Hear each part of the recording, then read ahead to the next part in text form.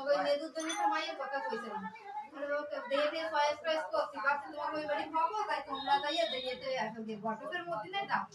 ওরে বাবা ভাই চাকরি লজ্জায় মরে যায় ও বাবা ভাই চাকরি বাংলাদেশে আইতে বলছো চাকরি ছেড়ে যায়